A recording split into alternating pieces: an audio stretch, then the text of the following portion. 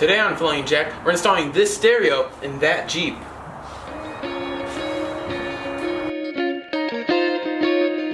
So the first thing you gotta do when you get your new stereo is you gotta get the wire harness that comes with the stereo, and then you get your universal stereo adapter, and you gotta solder all the wires together. I mean, it's pretty self-explanatory, black with black, red with red, but they also do come with these wiring diagrams that can tell you how to do them. Same with on the this piece. So let's get started with this. So the first thing you gotta do is find your black, and so this isn't enough wire to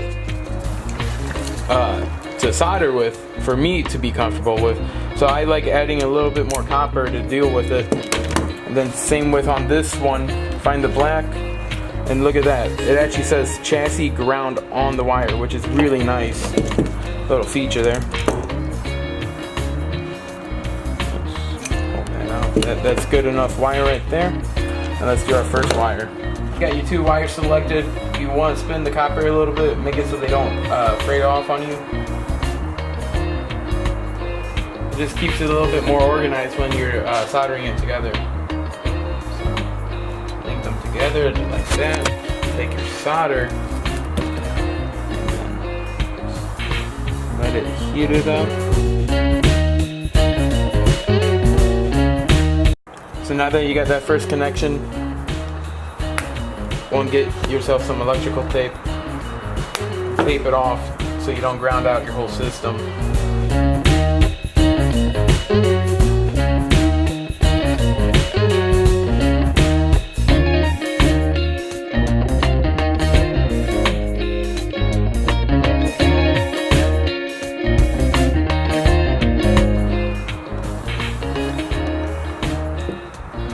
Now I know it's better to spin the wires, but because I'm soldering them together, it's okay. I think. It's my personal opinion. It's not the proper way, but it's one of the ways.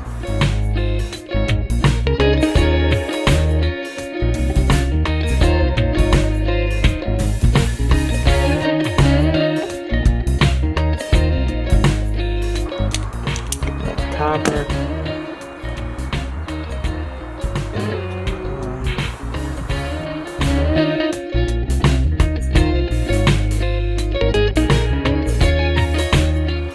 Remember, the fumes from these solders are extremely toxic, so don't want to be breathing them in. Make sure you're in a pretty open space, because otherwise you're going to be fuming yourself out and possibly die.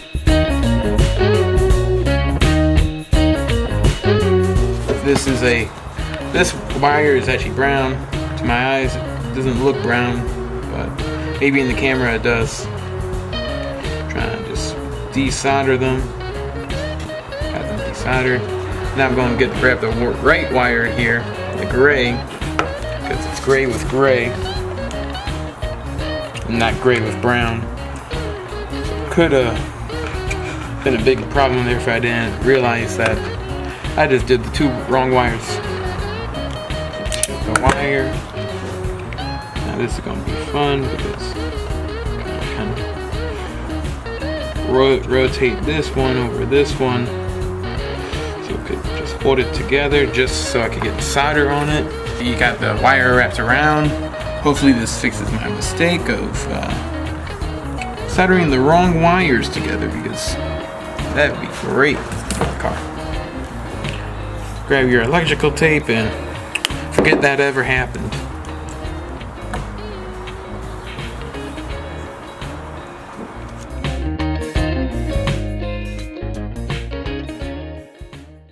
That's all of the wires.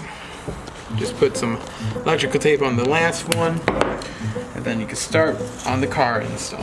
So to take out this panel, you're going to need a 10mm socket and a couple screwdrivers. So first thing you're going to want to do is prop up this panel here, held on by just some clips.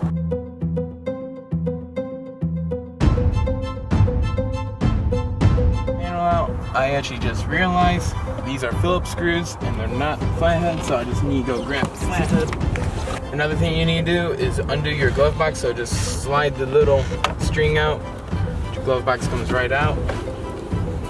And then just continue. Oh, there you go. Now you got your whole fascia off. Now you're able to access the 4 bolts. And the reason why you had to take the glove box out is there's a bolt behind here that's like a security bolt that you can't see, but it's behind the radio antenna, and so you gotta get that out. And so let's start out by just taking these 4. Now that you got those 4 bolts out, if you feel behind through the glove box, you can feel a little tiny bolt back here. This is where you need your 10mm socket. You just thread that back there. A really high quality anti-theft device. So now that you got that out, pull the receiver out. And actually, another thing is, in the glove box is the radio antenna. You actually have to unplug it from here to make it easier to just pull this out. And then now you can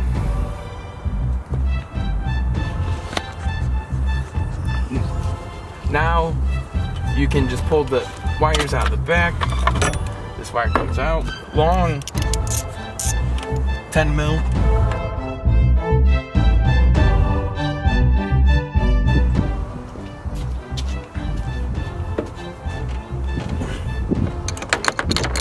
So I don't have a 1/4-inch extension, but I have a 1/4-inch to drill bit, and I have this little tool from Harbor Freight. It's a little ratchet that takes bits, and you can put those on this, and now you got the extension, and you can just reach that bolt super easy. Oh,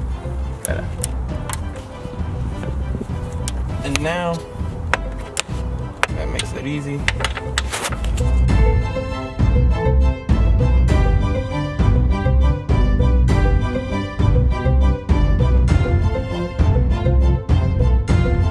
So this is the security thing. So it's hooked up to 2 bolts up here, and the little thing, this part, slides into it, or other way around. The little bolt holds it down, bolt goes there. So you gotta undo the bolt, and then this is able to then slide out, and you're able to pull the whole unit out. This is not needed for the new radio, so just throw that away. Now that you got your opening, time to start the process of putting the new radio in.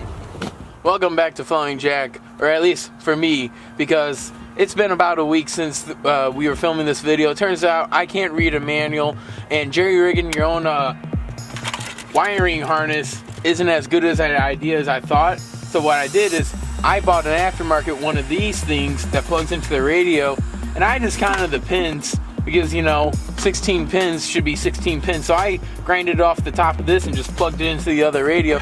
Turns out that was blowing the fuse every time I started it, so I had to go buy a new radio and return the old one and get one that was new out in the box package. And so let's continue this install. So the first thing you want to do is now plug in your proper wiring harness to the proper end into the car.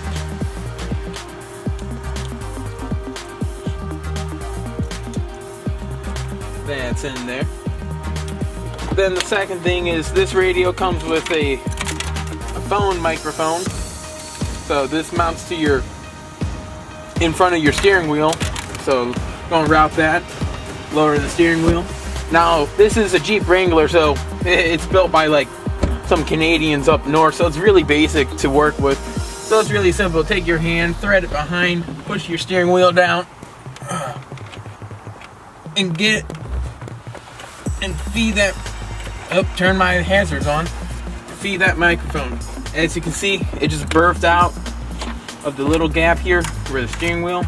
And this thing has like enough cable to run around the whole car, even though it's running about 1.5 feet. So that's a bit unnecessary. And then just wipe down that little spot where your microphone's gonna go. Looks like it has a little piece of adhesive. Get that off. Got that off. Now I'm just gonna mount that, and it's mounted. So now you got the little microphone for the calling feature, which probably gonna use it maybe once ever. like legitimately, probably never. So just plug it into the little port on the back of the stereo. And me, again, not reading, I bought the unit that has no connectors up front, and they're all in the rear. So next thing I'm going to do is run this USB cable again through the center and out through the glove box, so I could just open the glove box and then just have the cable there. And then also the auxiliaries in the rear, so I just took an auxiliary cord from one of my headphones, so I'm gonna plug it in right here. There it goes. Take the cord and do the same thing I did with the USB, just thread it right through my glove box. That's so simple. Alright, now going to take the head unit, going to take my proper plug this time and plug it into it. Now I'm going to tidy up these wires here by just pushing them into the back of the space here. It's also why I took out that security thing, was to clear up the space. Boy, this phone wire is really long, like really, like unneededly long. Wow, that's really long. Alright, now threading all the cables into the back here, getting the head unit that I just put in upside down. Let's put it the right way up. Pushing all those wires back. Lining up the holes. And boom. So now I'm gonna take my handy dandy impact driver. Whoop, caught it on the magnet of the impact driver. What a great tool. Gonna take this. Going to get it a little threaded in there, not all the way threaded in, so it doesn't make it too tight. Then go and do the counter corner. You can put that one a little tight there. So now that all the holes should be lined up, so I'm just gonna go to this one. That's lined up. So I'm gonna put that last screw in. Gonna make sure they're all tight here.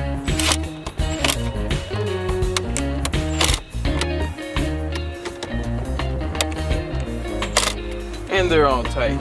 So now I can just take the front facade here and should just click in. I think I put this part in upside down. Let me. Nope, I put that in right.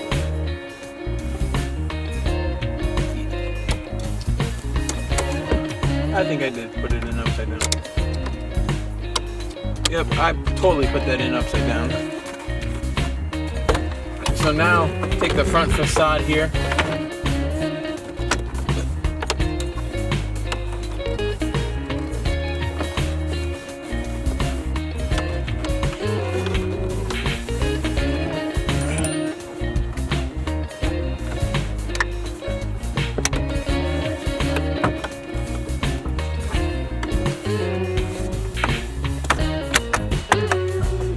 Just pound it in real good, and now I got it all working. So just put those right here and boom. So now I'm gonna take my car key.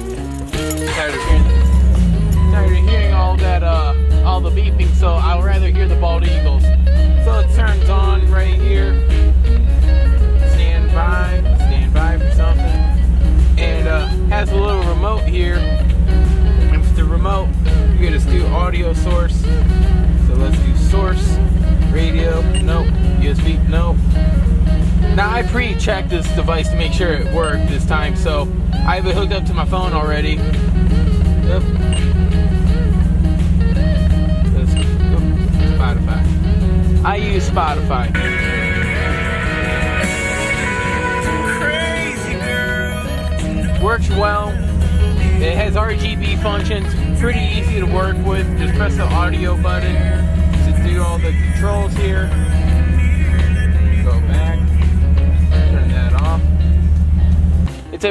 I would overall rate this a pretty good radio. It was about $99 from Fry's or online anywhere. It's easy to deal with, pretty good quality, sounds pretty good, gives good power. So thank you for watching this video, and please subscribe for more videos. We always are having a video come out all the time, so just please subscribe, and thank you, and good night.